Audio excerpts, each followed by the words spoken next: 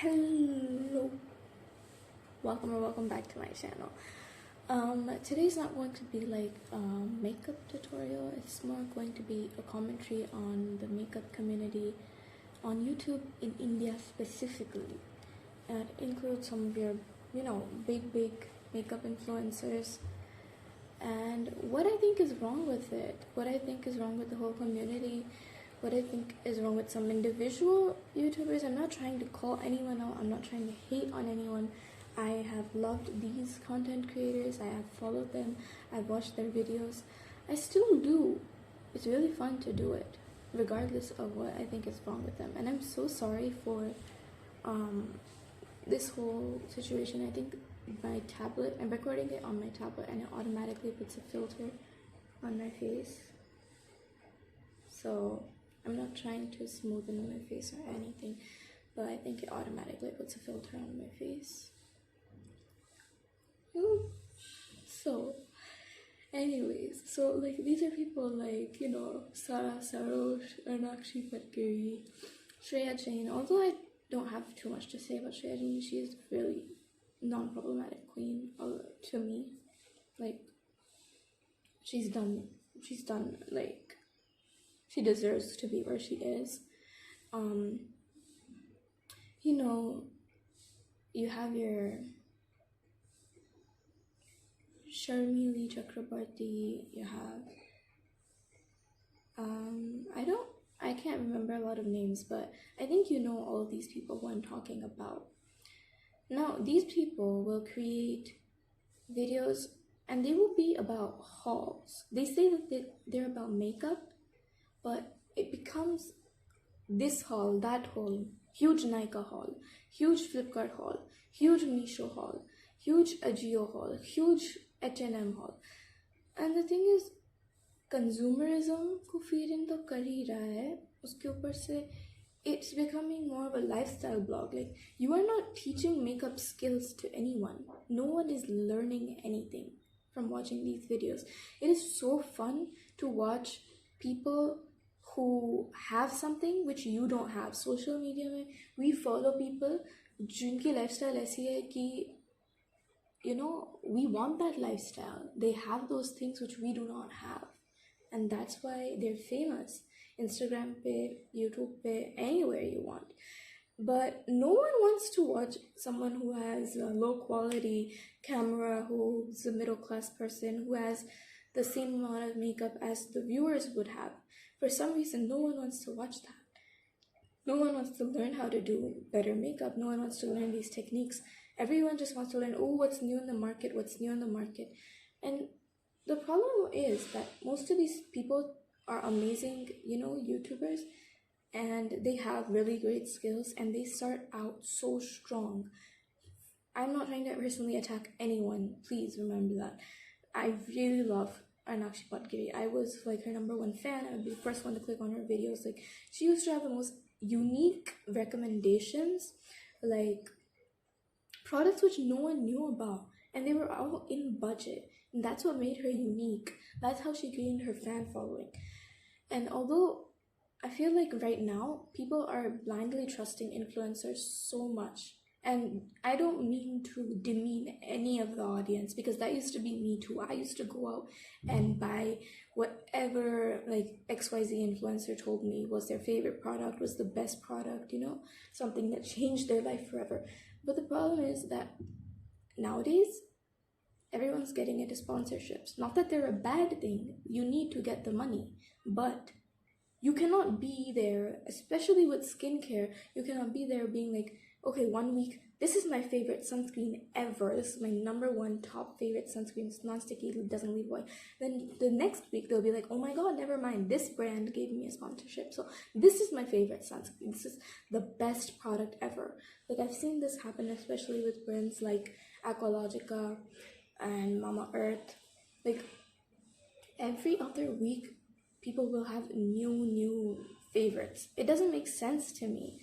Like, you don't have new favorite products like that every other week, Which, like, if you have a staple, you empty it, you buy it again.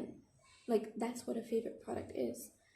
But especially like back to Arnakshi Patgiri, like, She, I feel, recently took up a lot of sponsorships, and it's good for her, honestly, because she started growing a lot.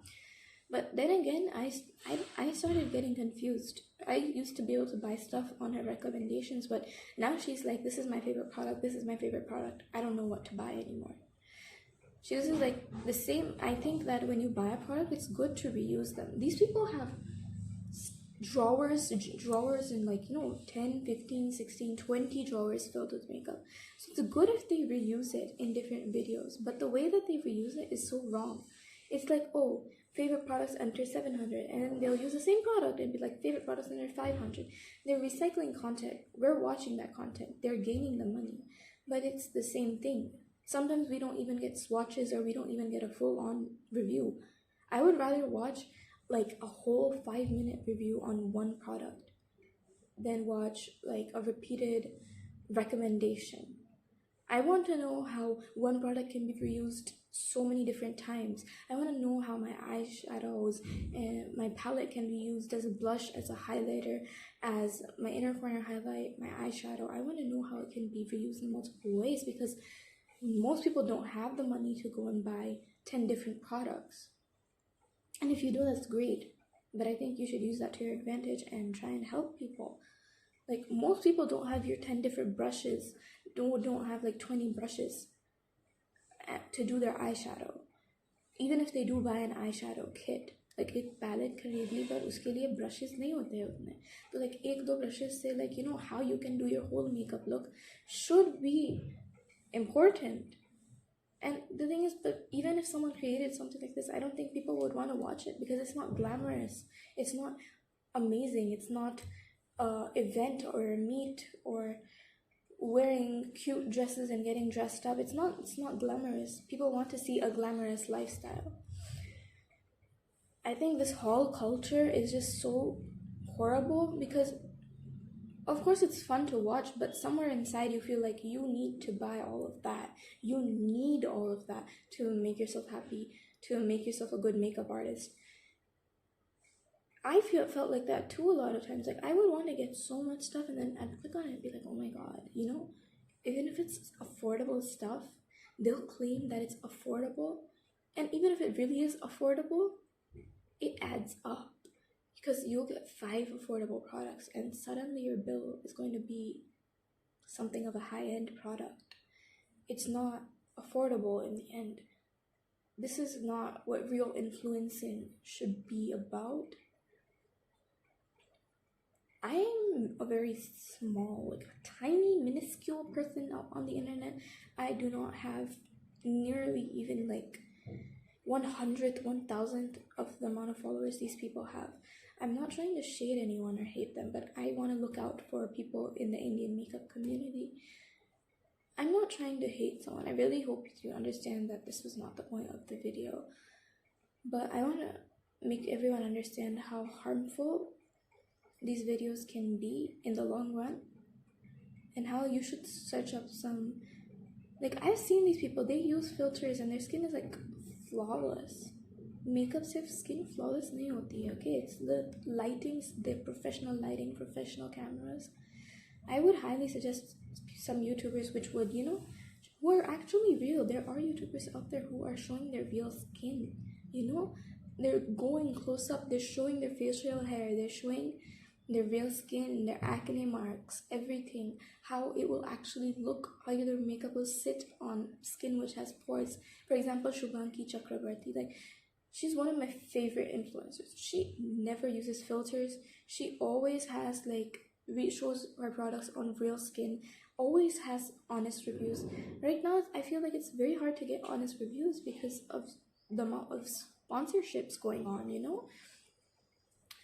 So yeah, I'll try to link her channel. I hope that you guys find some better influencers who are better at de-influencing rather than false influencing. And I hope that you save your time, and that you save your money, and that you learn about makeup and how you can use makeup to make yourself feel much more happier, feel much more healthier, connect to your inner, feminism, not in the movement feminism, I meant, feminine side, how to connect to that. I hope that it helps you with that. And this was the only purpose of this video. Hopefully I'll see you in the next one. I know it's been a really long time since I uploaded because I was very discouraged by the amount of effort that I put into editing videos and the amount of views it would get and the amount of subscribers that I had. But then it's not, I've started to remember that it's not about how many views someone gets. Like, I need to put out content. If I care about people, I should put it out.